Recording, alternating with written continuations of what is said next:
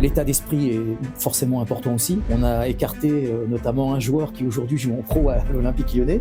La phrase de Coubertin, du baron de Coubertin, qui dit « l'essentiel c'est de participer » me gêne un peu. Ouais. Forcément, il faut accepter de perdre, mais il faut tout faire pour gagner. On fait une mi-temps exceptionnelle. C'est Alexandre Lacazette qui marque le but de la victoire à 12 minutes de la fin. Mesdames et messieurs, bonjour et bienvenue dans cette nouvelle vidéo. Aujourd'hui, c'est un podcast qui va tourner autour du sport, plus précisément du football, et je suis avec Thierry. Bonjour Thierry. Bonjour. Je te laisse te présenter. Je m'appelle Thierry Aslos, je suis un ancien cadre de la Fédération française de football. Donc Thierry, est-ce que tu pourrais un peu me raconter ton parcours dans le monde du football en tant que joueur, puis aussi en tant qu'encadrant, entraîneur? J'ai commencé le foot à Bessay-sur-Allier à l'âge de 7 ans. J'ai fait donc tout le début de club amateur à Bessay, après à l'I6 donc qui existait encore à l'époque. Je suis rentré dans une section sportive à Ghana pendant 2 ans, 4e, 3e. Après, j'ai fait une année de section sportive à la Châteauroux en seconde. Et après, j'ai eu l'opportunité de rentrer à l'INF Vichy. J'y suis rentré en 83 et sorti en 86. Voilà. Donc en fait, on a joué la première année en DH, aujourd'hui R1. Oui. Notre deuxième année, on l'a joué donc à 17 ans, on a joué en D4. Et la dernière année en D3, donc dans le groupe à l'époque Centre avec l'Olympique Lyonnais, etc. Okay. Voilà.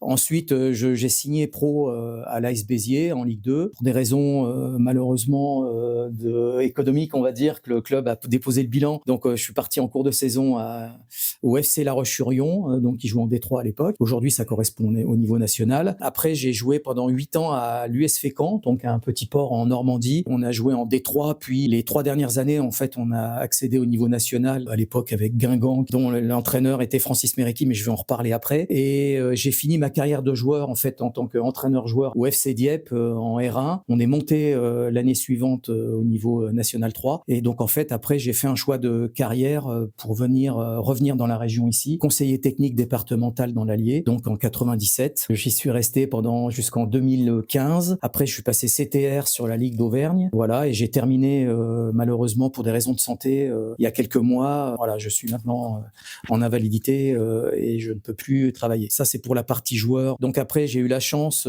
quand j'étais au district de l'Allier, d'être adjoint en équipe de France jeune. Donc j'ai fait 7 ans avec Francis Mérecky comme coach, que j'avais croisé quand il était coach à Guingamp. 5 ans avec l'équipe de France, la génération 91. On a fait un championnat d'Europe en 2008, perdu 4-0 contre l'Espagne en Turquie. Après, donc on a fait un autre championnat d'Europe en 2010 en France à Caen qu'on a gagné. Donc c'était la revanche puisqu'on a joué l'Espagne en finale et on a gagné 2-1. Ce qui nous a permis de nous qualifier pour la Coupe du Monde en 2011 en Colombie, donc la Coupe du Monde U20. On a malheureusement perdu la place de la 3e, 4e place contre le Mexique et on avait échoué contre le Portugal en demi-finale. Après, on a basculé sur la génération 94, donc on a fait un championnat d'Europe en Lituanie en 2013, donc on a perdu en finale, encore une fois, voilà, contre la Serbie. Et après, j'ai basculé sur l'équipe de France féminine A, donc avec Philippe Bergerot. On a fait une Coupe du Monde en 2015 au Canada. On a perdu en quart de finale contre l'Allemagne au tir au but. Et après, donc on a fait les Jeux Olympiques. Ça nous a permis de nous qualifier pour les Jeux Olympiques à Rio. On a fini sur les Jeux Olympiques à Rio où malheureusement, encore une fois, on a été éliminé en quart de finale contre le Canada. Voilà, donc pour mon expérience. On va centrer au parcours, beaucoup de réussite. Ouais, merci. Quelques échecs, mais je pense qu'ils font partie aussi de ces expériences. Est-ce que dans le football, c'est tout le temps prévisible? Le haut niveau, ça joue à des détails. C'est toujours compliqué de gagner. Hein, voilà. Donc, on a eu la chance à chaque fois d'aller au moins pratiquement toujours sur le dernier carré, mis à part avec les filles. Mais avec les garçons, en tout cas, ça avait bien marché. Mais voilà, enfin moi, pour quelqu'un qui est issu de Moulins, puisque je suis né à Moulins, donc avoir ce parcours-là, pour moi, c'était inespéré. C'est une chance fantastique que j'ai pu avoir. C'est sûr que c'est un excellent parcours, bravo. Et merci, ouais. Vis-à-vis de cette évolution, ces évolutions des joueurs, comment est-ce que toi, en tant que, si puis dire, une personne qui a beaucoup d'expérience dans le football et dans la formation notamment, comment tu vois ces joueurs évoluer, comment tu vois même le football en général évoluer? Je vais pouvoir parler de l'évolution que j'ai vue avec les garçons. Avec les filles, c'est un peu différent, mais surtout avec les garçons, c'est vrai qu'il y a une vraie évolution des joueurs à partir du moment où ils sortent des centres de formation. Nous, en U16, U17, ils étaient encore en centre, et quand ils passent professionnels à partir de, on va dire, U18, U19, il y a un vrai changement de statut. Un autre changement qui est important, c'était le problème du temps de jeu, parce que du coup, nos jeunes joueurs n'ont pas forcément de temps de jeu dans les clubs. Quand ils sont U18, U19, ils sont à la porte des groupes professionnels, mais quelquefois, ils n'ont pas suffisamment de temps de jeu. Aujourd'hui, c'est vrai que j'ai moins de recul, puisque je côtoie plus forcément le haut niveau. L'évolution, je pense qu'elle est quand même bonne. Je pense que les joueurs sont de mieux en mieux accompagnés, même si encore, on voit des agents qui tournent, je dirais peut-être des agents véreux qui tournent encore autour, mais je trouve que il y a des cellules psychologiques maintenant dans les clubs. Voilà, il y a des choses qui sont mises en place pour accompagner ces jeunes, parce que c'est vrai que l'argent aujourd'hui, c'est peut-être l'évolution la plus importante aujourd'hui de nos dernières années. C'est qu'aujourd'hui, l'argent fait de plus en plus partie de ce monde du foot, et c'est vrai que c'est un vrai problème pour les jeunes. Ok, bien sûr. Et tu nous dis que parfois il y a un petit peu de problème vis-à-vis du temps de jeu des jeunes. C'est quoi, toi, en tant que coach, qu'entraîneur, t'as vu la différence majeure entre les joueurs les U19 que t'as coachés, etc., qui avaient un niveau élite, faut le dire, un niveau hors norme par rapport à 90% des joueurs, et aux joueuses féminines de l'équipe de France? La grosse différence, c'est que l'équipe de France féminine, c'était des adultes. Donc on pouvait avoir des jeunes de 19 ans, mais aussi des joueuses avec plus d'expérience, de 30, dépassant la trentaine. On peut pas tellement comparer, en fait. Je vais te donner un exemple très précis. Par exemple, on a joué en 2010, championnat d'Europe, la Croatie en demi-finale, et en fait, tous les joueurs croates jouaient en division 1 de leur championnat national en Croatie. Alors que nous, même pas 20% des joueurs avaient un temps de jeu équivalent en France. Ça, c'était un vrai problème. Alors, par rapport à la communication, il y avait déjà une grosse différence entre les 91 et les 94. Okay. Au niveau des deux générations, il y avait une vraie différence. Les 91, pour moi, d'ailleurs, je suis encore en contact avec certains d'entre eux, c'était vraiment des gens qui étaient à l'écoute, beaucoup plus réceptifs, on va dire. Voilà. Alors, est-ce que l'évolution déjà de l'âge a fait aussi au niveau de la société? Je sais pas, mais 94, ça a été un peu plus compliqué. Pour une anecdote, on a dû remercier un certain nombre de joueurs en 94.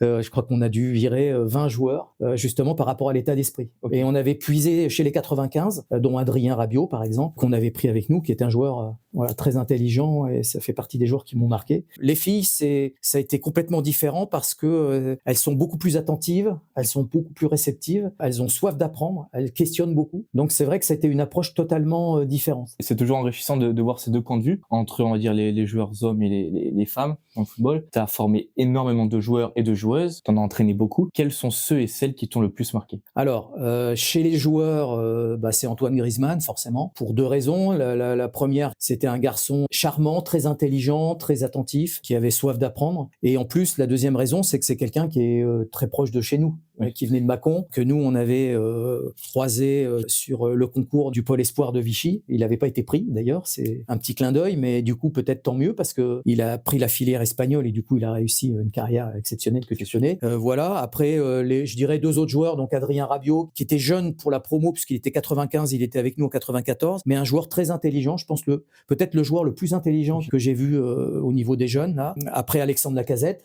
qui était notre serial killer déjà, nous, à chaque fois, souvent, il est rentré pour la finale du championnat d'Europe en 2010. Il rentre à 25 minutes de la fin et c'est lui qui marque le but de la victoire. Voilà. Et chez les filles, c'est Eugénie Le Sommer. C'est la joueuse qui m'a marqué le plus parce que techniquement, elle jouait presque à la même vitesse qu'un garçon, quoi. Parce que c'est vrai que entre les filles et les garçons, souvent, c'est quand même la puissance qui fait la différence. Mais Eugénie, pour moi, elle m'a vraiment marqué parce que je trouve qu'elle a cette technique. Moi, je la comparais un peu à Messi. Voilà. Okay. C'est une super joueuse, quoi. Voilà, très intelligente dans les déplacements. Et d'ailleurs, quand Philippe Bergerot a pris l'équipe, à l'époque, on l'a remis avant-centre et elle a marqué, elle est devenue meilleure buteuse de l'équipe de France parce que, voilà, elle a un talent fou, quoi. Et toi, en tant que formateur, qu'entraîneur, c'est quoi pour toi les critères et les attributs les plus importants qui te reviennent en tête pour pouvoir détecter un jeune talent, un joueur qui aura la possibilité peut-être de signer pro après? Je vais me référer à ce que j'ai fait pendant des années par rapport à mon métier de conseiller technique. En fait, en numéro 1, il y a l'aspect justement psychologique. On a parlé tout à l'heure. C'est la mentalité du joueur. C'est l'aptitude à répéter les efforts. C'est-à-dire avoir ce mental pour aller au haut niveau. Voilà, ça c'est quelque chose de très important. L'état d'esprit est forcément important aussi. Alors, je vais pas citer les noms, mais on a écarté des joueurs, même au niveau de la Ligue de Auvergne-Rhône-Alpes sur des sélections. On a écarté notamment un joueur qui aujourd'hui joue en pro l'Olympique Lyonnais, mais on l'a écarté chez les jeunes. Je vais pas citer son nom, mais voilà, parce que dans l'état d'esprit, c'était pas ça. Mais ça l'a pas empêché de réussir. Mais je pense que ça, c'est un critère qui est très important. Le deuxième critère, c'est l'aspect tactique, en lien avec l'intelligence de jeu, forcément. La technique, forcément, ça reste aussi quelque chose de très important. Et après, finalement, ne vient que l'aspect athlétique, pratiquement en dernier. Contrairement à ce qui peut être dit à droite à gauche en disant oui, les clubs pro favorisent que les joueurs athlétiques, etc., etc. Je pense que tout ce que j'ai dit avant est observé. Et après, forcément, à égalité de qualité, on prendra peut-être le joueur qui est le plus athlétique, peut-être. En tout cas, il y a une donnée qui est importante, c'est la vitesse. Voilà, ça c'est une donnée incontournable par rapport à l'aspect athlétique. La vitesse, c'est quand même très important au niveau. Bon, je vais parler un peu d'anecdotes là. Les 3 qui te marquent, vraiment celles que tu voudrais mettre en avant. Je vais essayer de faire vite. On était en stage. Alors c'était avec Francis Mérecky, avec les 91 à l'époque. On était en stage dans un établissement en Suisse qui était tout neuf. Et en fait, à la fin de l'entraînement, les joueurs sont rentrés prendre leur douche et quelqu'un est venu nous voir pour nous dire voilà, il y a un problème. Le joueur avait lavé ses chaussures dans le lavabo et il avait rayé tout le lavabo. Et en fait, Francis Mérecky, au moment du repas, avait donné des consignes sans nous le dire.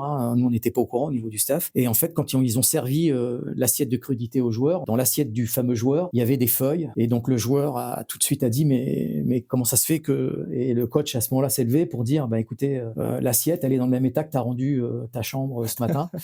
Voilà, donc Francis Mérecky m'a marqué parce que, alors malheureusement, il nous a quittés il y a quelques années, mais c'est quelqu'un, un vrai formateur, un vrai coach, un vrai vraiment exceptionnel, et des anecdotes pour leur apprendre à vivre et à respecter. J'en ai plein. Par exemple, en championnat d'Europe 2013 en Lituanie, les joueurs partent pour rentrer dans leur chambre 24 heures avant un match important, avant la demi-finale, je crois. Quand le coach a regardé les assiettes, en fait, il y avait plein d'assiettes qui étaient encore pleines. Les joueurs n'avaient pas fini leur assiette, donc il les a fait redescendre et leur a dit si vous voulez jouer demain, vous finissez vos assiettes. Sinon, on déclare forfait au niveau. Donc ils ont mangé. C'est des valeurs, je pense, qui sont importantes, qu'il faut conserver absolument dans le foot. Francis, une année, donc un joueur est arrivé en retard à l'entraînement. C'était en Coupe du Monde 2011. Donc il est arrivé en retard pour rentrer dans le bus pour partir à l'entraînement. Et donc je crois qu'il est arrivé 10 minutes. Un joueur connu en plus, mais bon, qu'importe. Francis a fait redescendre tout le monde du car et il a renvoyé les joueurs dans leur chambre en disant si vous êtes en retard pour aller à l'entraînement, c'est que vous n'avez pas envie, donc vous rentrez dans vos chambres. Et dans l'équipe, il y avait un petit entrefilet, c'était marqué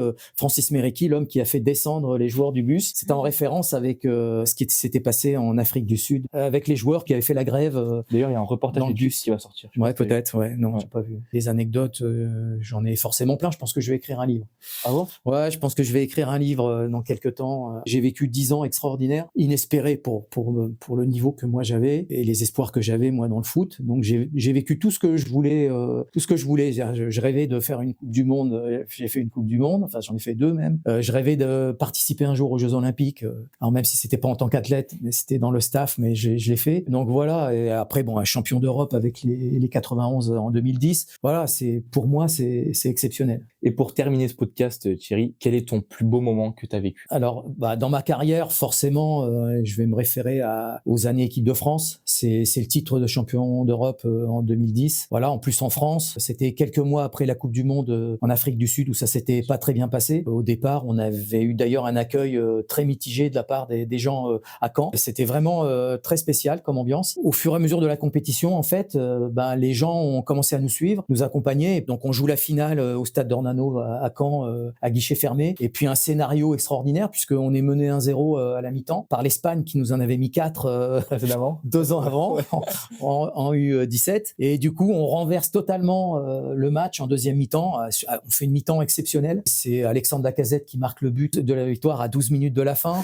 Enfin voilà, un scénario exceptionnel, un titre de champion de... En plus, c'est Michel Platini, président de l'UEFA, qui remet en plus le trophée. Donc moi, c'était mon joueur, c'était mon idole quand j'étais joueur. Un souvenir, mais exceptionnel, devant mes parents, devant ma compagne, devant mon fils. Voilà, donc... Ok, très bien. C'est sûr que c'est des choses qui marquent, des choses très enrichissantes pour toutes les personnes qui vont voir cette vidéo et pour moi d'ailleurs. Merci Thierry de m'apprendre autant de choses. En dernière phrase de ce podcast, quelle serait ta vision du football en quelques mots? Le foot, c'est une passion. Il faut qu'aujourd'hui, aujourd'hui, les jeunes qui aspirent à devenir joueurs professionnels prennent le football comme une passion. Ça reste qu'un jeu, c'est un sport, il faut accepter de perdre, mais faire à tout prix vouloir gagner. Je dis souvent cette chose-là. La phrase de Coubertin, du baron de Coubertin, qui dit « l'essentiel c'est de participer », me gêne un peu. Ouais. Je trouve qu'en France, forcément, il faut accepter de perdre, mais il faut tout faire pour gagner. Le prendre comme un jeu, comme une passion. Et puis si on peut en faire un métier, ben moi j'ai vécu pratiquement que du foot toute ma carrière, donc c'est une chance énorme. Voilà, moi je souhaite à tous ceux qui ont ce rêve-là de pouvoir le faire, mais en faisant des études et puis en le prenant que comme une passion, quoi, et mettre l'argent de côté. Quelquefois ça gâche tout. Voilà. Très bien. Merci beaucoup Thierry. Merci Nathan. Merci pour cette interview.